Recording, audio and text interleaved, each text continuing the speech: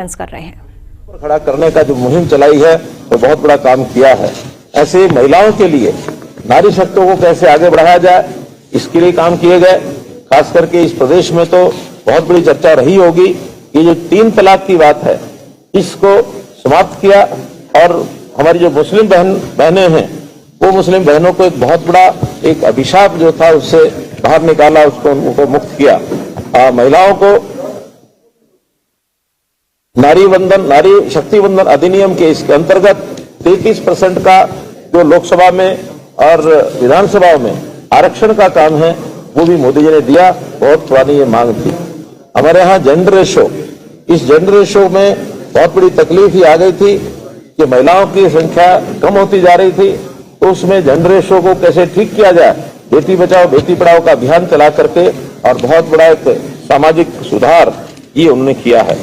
मध्यम वर्ग के लोगों का जीवन यापन कैसे सुखी हो, तो जो इनकम टैक्स की रिबेट है जो कभी 3 लाख रुपए होती थी 2012-13 में 13-14 में, उसको बढ़ाकर 12.5 लाख प्रति व्यक्ति ये इनकम टैक्स से छूट जो है शून्य आयकर के साथ उन्होंने किया है।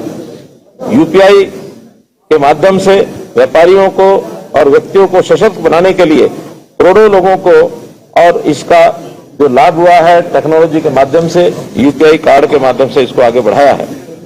पीएम सूर्य घर बिजली योजना, ये हम जानते हैं कि कैसे गरीब परिवार को मुफ्त बिजली मिल सके।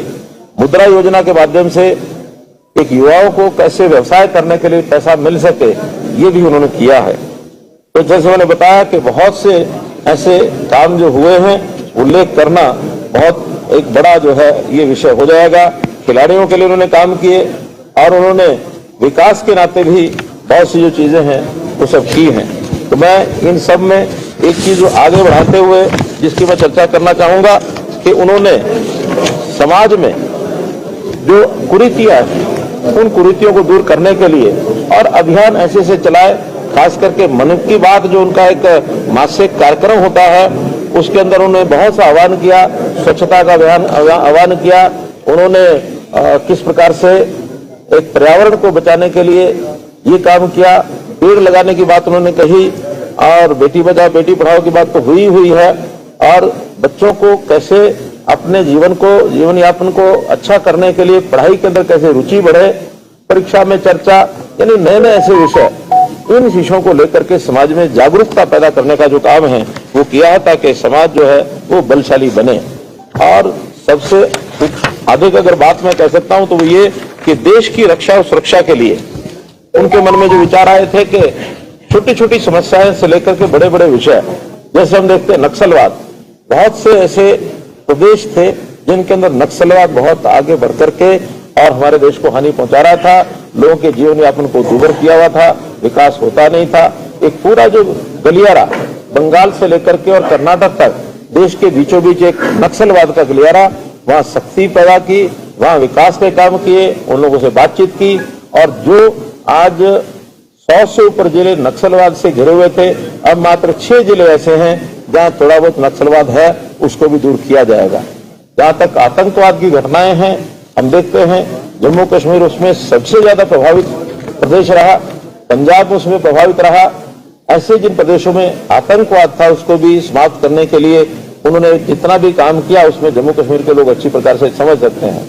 और अब तो आतंकवाद के विरोध में यानी जो हमारा पड़ोसी देश जिस प्रकार से आतंकवादियों को और एक सपोर्ट करता था और जैसे उनको एक प्रकार से उकसाता था, और जो घटना हुई पहलगांव की, इस पहलगांव की घटना के बाद तो एक कठोर एक संकल्प लेकर के अब आतंकवाद नहीं पनपने देंगे, आतंकवाद समाप्त होकर के रहेगा।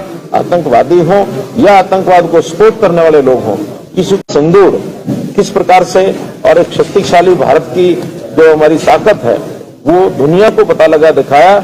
आज आतंकवाद का जो खिलाफ हमने अपना संकल्प लिया है, मंसूबा किया, इसमें देश और दुनिया के भी बहुत देश वो हमारे साथ हैं।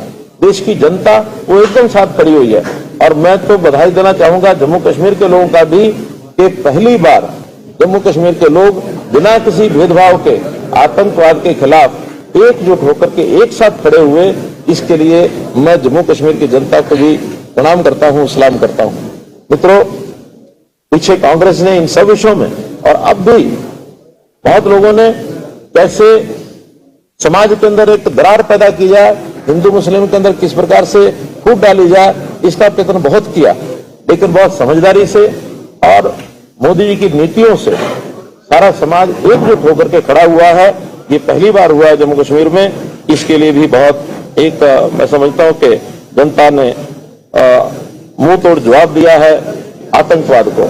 और जैसे ऑपरेशन सिंदूर में हमारी देश की सेनाओं ने किस मजबूती के साथ और कैसे दुश्मन के 9 आतंकवादी शिविरों को एक साथ 22 मिनट में धराशायी किया, और उस धराशायी होने के बाद आज उनको एक प्रकार से सबक मिला कि आगे अब भारतवर्ष के अंदर आतंकवाद का सपोर्ट करने के लिए कभी भी इधर आंख उठा के नहीं देखेंगे। बड़ा जो ये काम किया, पाकिस्तान को जिसकी ज्यादा तकलीफ हुई है वो इंडस वाटर ट्रीटी, इसको जो एबेंस में रखा, इसको अभी सस्पेंड किया, तो इसका भी बहुत बड़ा एक नुकसान उस देश को होगा। और उसको अब गिड़गिड़ करने का जो एक विषय आया है, तो प्रधानमंत्री जी ने खुले रूप से कहा है कि आतंकवाद समाप्ति का एक विषय सुनिश्चित होने पर ही हम बातचीत करेंगे, वरना बातचीत नहीं करेंगे। और उन्होंने स्पष्ट शब्दों में कहा है कि टेरर एंड टॉक एक साथ नहीं चलेंगे, टेरर एंड ट्रेड एक साथ नहीं चलेंगे, पानी और लहू एक साथ नहीं बहेंगे। एक संकल्प मोदी जी का, और जो बहुत खुला संदेश न केवल पड़ोसी देश को, दुनिया के सब देशों को भी ये मैसेज गया है। एक शक्तिशाली और जो है भारतवर्ष के अंदर इस प्रकार का विषय आ रहा है। तो इसी प्रकार से इंफ्रास्ट्रक्चर जो है उसका विकास, ये भी हम देखते हैं कि बहुत बड़ी मात्रा में हमारे यहाँ विकास हुआ है। गांव की सब सड़कें, लगभग 99% सड़कें प्रधानमंत्री ग्राम सड़क योजना के साथ जुड़ चुके हैं, क्योंकि विकास जो है वो प्रगति का एक रास्ता है। इंफ्रास्ट्रक्चर के विकास में हमारे शहरों में मेट्रो ये भी बहुत यानी स्पीड से आगे बढ़ी है। आज दुनिया का तीसरा देश हो गया है मेट्रो में, और 1000 किलोमीटर की मेट्रो का टारगेट हम पार कर चुके हैं। ऐसे ही नेशनल हाईवेज, जो नेशनल हाईवेज हम देखते हैं कि मैं चूंकि अनुभव करता हूं, जब 2002 से लेकर 2010 तक मैं जम्मू से श्रीनगर आता था, 7 घंटे 8 घंटे लगते थे। अब 4 लेन बनने के बाद 4 घंटे का रास्ता रह गया होगा, 4.5 घंटे का। और जब से ये टनल बनी है तो उसमें कितना बड़ा सुविधा हुई है। तो ऐसे जितने भी मार्ग हैं, टनल्स हैं, और यहाँ तो अगर मैं रेलवे की बात छोड़ता हूँ तो शायद जम्मू कश्मीर के लोगों को जिसका अनुभव हुआ है वो बात अधूरी रहेगी। वंदे भारत ट्रेन अब जो चली है उसमें यहाँ के लोगों को इतना आनंद आया है कि अभी उनको जगह ही नहीं मिलती है कि वो अपनी मनचाहे तिथि को और हर वंदे भारत ट्रेन के अंदर सफर कर सकें। ये फुल चलती है, पूरी कैपेसिटी पर चलती है। आगे चल करके इसका और लाभ होने वाला है। इस रेलवे लाइन के ऊपर सब तरह की रेलगाड़ियां, सब तरह के जो मालगाड़ियां वो भी चलेंगी। और यहाँ चूंकि हम फल और सब्जी के ऊपर निर्भर करते हैं, हमारे फल सब्जी बहुत बड़ी मात्रा के अंदर देश के बाकी प्रदेशों में जाती है। जो हम अपने ट्रकों से सेबों को भेजते थे और आजाद मार्केट मंडी उसके अंदर जाके खड़े रहते थे, अब उससे छुटकारा मिल जाए।